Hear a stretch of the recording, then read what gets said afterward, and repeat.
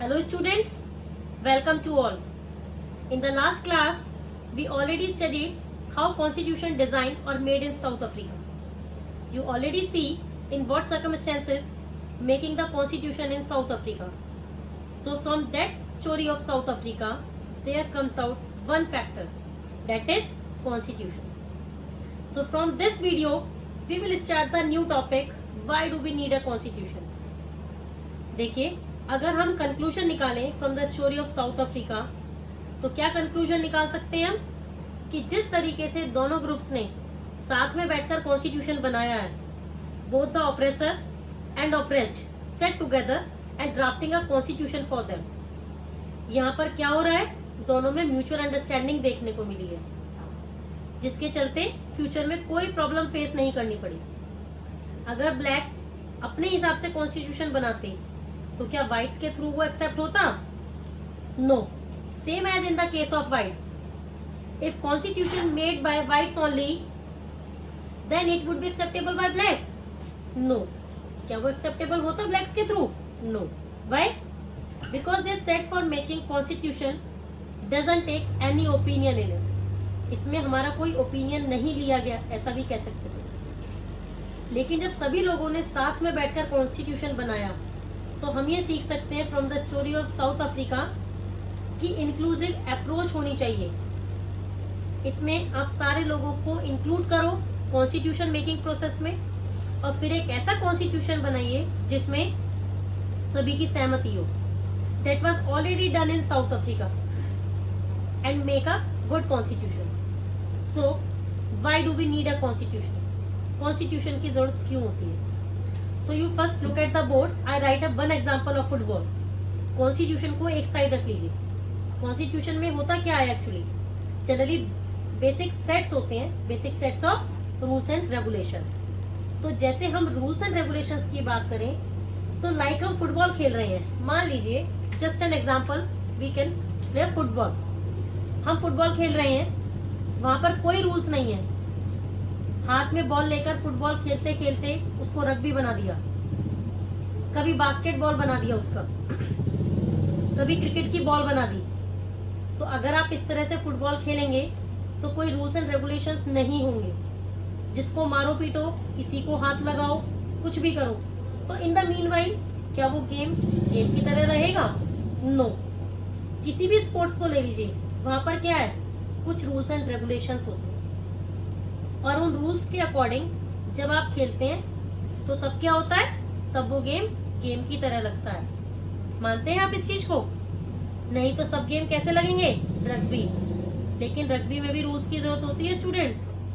तो क्या है, इसी के चलते हम ये समझते हैं कि अगर आपको किसी भी चीज को सिस्टमैटिक ऑर्डर में चलाना है तो आपको वहां पर क्या फॉलो करना होगा?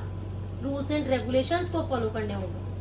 रूल्स एंड रेगुलेशंस को जब आपको फॉलो करना होगा तो उसके चलते क्या होगा, हमारी कंट्री भी उसी तरीके से रन करेगी। अगर आपको कंट्री को चलाना है सिस्टमैटिक तरीके से, जैसे कि आपको फुटबॉल का हमने एग्जांपल के थ्रू समझाया कि फुटबॉल में क्या होगा, अगर रूल्स एंड रेगुलेशंस है तो अच्छे से गेम चलेगा। तो आपको कंट्री को अगर चलाना है तो आपको कुछ सिस्टमैटिक रूल्स एंड रेगुलेशंस चाहिए जिसको फॉलो किया जाए। जिस गाइडलाइंस पर काम करने के बाद में क्या होगा, एक कॉन्स्टिट्यूशन बनेगा, एक कॉन्स्टिट्यूशन तैयार होगा। I hope you all are clear that why do we need a constitution. क्योंकि कॉन्स्टिट्यूशन बेसिक आइडियाज देता है। हाँ, किस चीज का आइडियाज?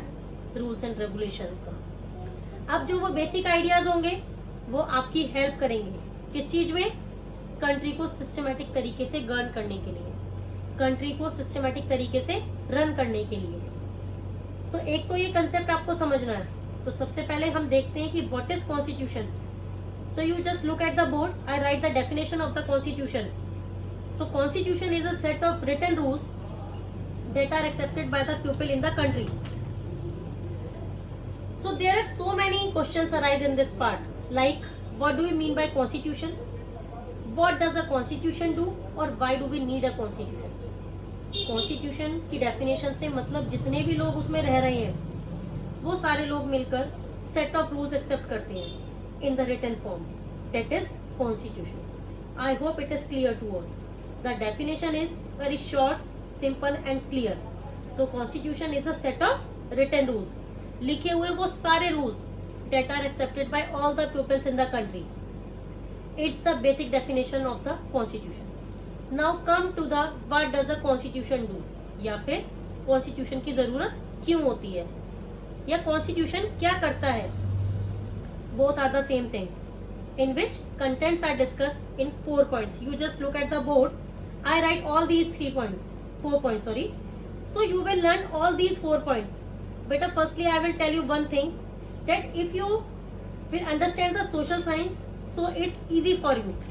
But अगर आप इसको रटने की कोशिश करेंगे तो it's totally a difficult subject for you. Clear? So you all are understand each and every concept, not ratification. Clear, students? So moving on these 4 points. So please understand and listen carefully. First point, it generates a degree of trust and coordination that is necessary for diverse group to live together.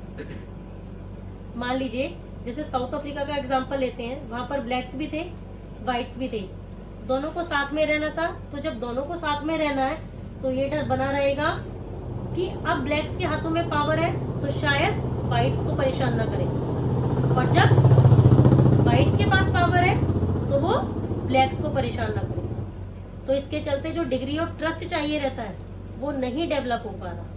लेकिन आपके पास क्या है, आपके पास तो अब south Africa में constitution है. आप कॉन्स्टिट्यूशन में सारी पावर्स स्पेसिफाई कर देते हैं.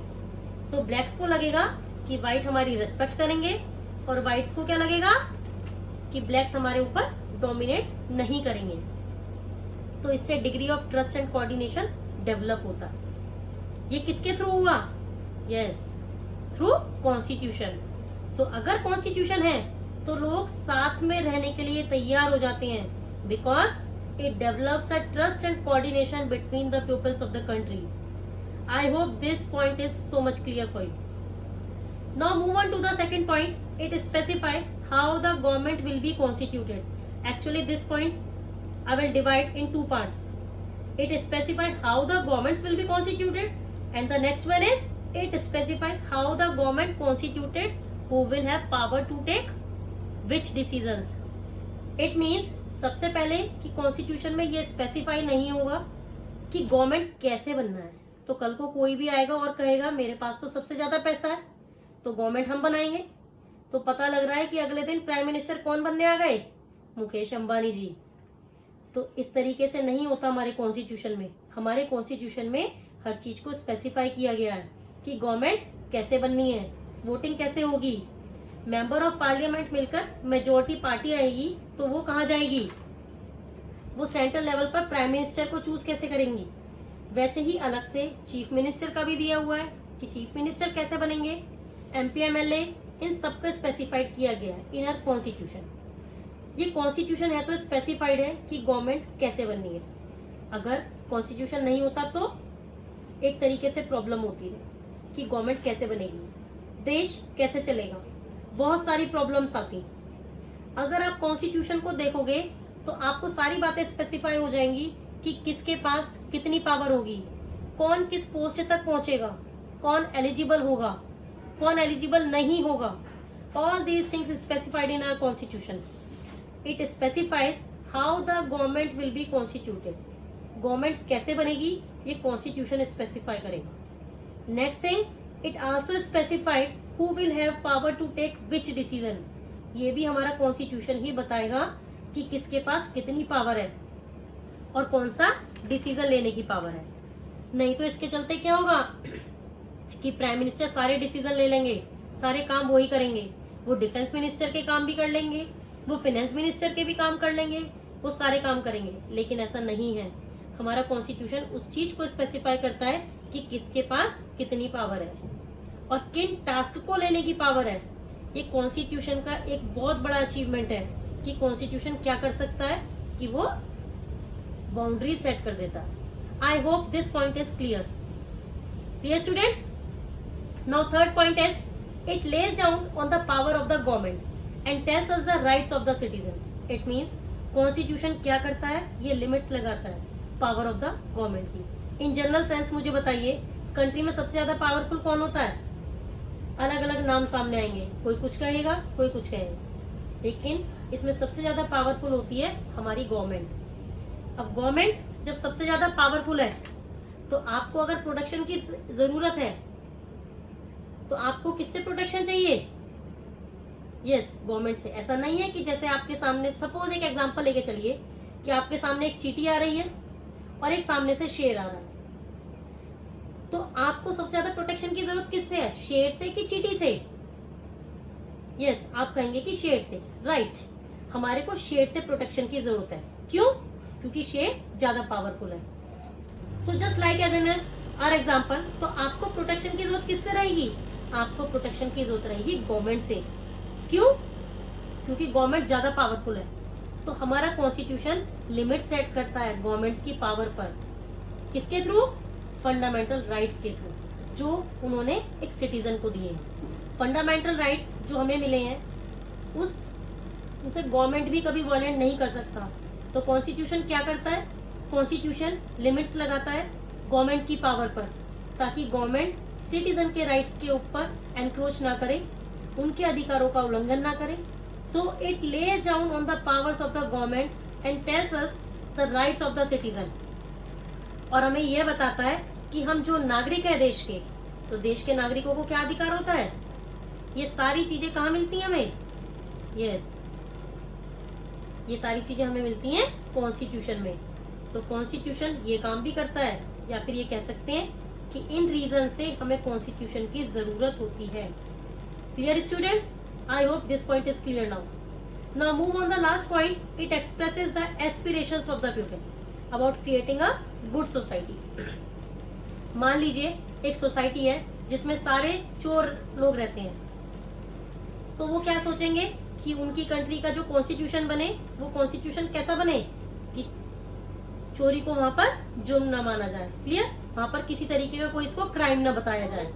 मतलब उन लोगों की ये इच्छा होगी कि कोई कितनी भी चोरी करे उनके लिए सजा ना हो। क्यों? क्योंकि वहां की जो सोसाइटी है उसमें सारे चोर हैं। तो चोरों का एस्पिरेशन क्या रहेगा? यही रहेगा कि चोरी करना उनका जन्मसिद्ध अधिकार हो जाए। क्लियर? तो जो हमारी सोसाइटी होती है, सोसाइटी की अपनी एक सोच होती है, अपना एक सोचने का नजरिया होता है। अब जैसे आप देखेंगे कि वेस्टर्न कंट्रीज की लिबरल आइडियोलॉजीज होती हैं, सबकी अपनी अलग अलग लिबरल आइडियोलॉजीज होती हैं। वेस्टर्न कंट्रीज में लोग खुले विचारों के होते हैं, तो वहां पर ऐसे कॉन्स्टिट्यूशन होंगे या फिर कॉन्स्टिट्यूशन में ऐसे लॉज होंगे जो क्या कर रहे होंगे, जो आपकी लिबर्टी की तरफ ज्यादा देखने को मिल रहे होंगे। जैसे सेम जेंडर में मैरिजेस अलाउड रहती हैं। क्यों? क्योंकि वहाँ की एस्पिरेशंस वैसी ही हैं, वहाँ की सोसाइटी की सोच वैसी है। तो उस सोसाइटी की सोच कहाँ रिफ्लेक्ट होगी? टेल मी, कहाँ रिफ्लेक्ट होगी? उनके कॉन्स्टिट्यूशन में। वैसे ही क्या होता है? It expresses the aspirations of the people. तो लोगों की इच्छाएं बताती है। आपकी सोसाइटी कैसी है वो आपके कॉन्स्टिट्यूशन में रिफ्लेक्ट होता है। और हमारा कॉन्स्टिट्यूशन कैसा है स्टूडेंट्स? हमारा कॉन्स्टिट्यूशन बहुत अच्छा है। ये चीजें कहाँ रिफ्लेक्ट होती हैं? ये चीजें हमारी सोसाइटी में रिफ्लेक्ट होती हैं कि हमारी सोसाइटी अच्छी है, इसलिए हमारा कॉन्स्टिट्यूशन भी बहुत अच्छा है। Clear? So it expresses the aspirations of the people about creating a good society. जैसा लोग चाहते हैं कि उनका देश बने, उस तरह से वो अपना कॉन्स्टिट्यूशन बनाते हैं। It depends on the good of the country. I hope you all are very clear to these points. What does constitution do? What do you mean by constitution? I hope you will give the answers of these questions very smartly. In the next video, I will tell you about the Indian constitution, how to make the Indian constitution. Okay students, have a nice day.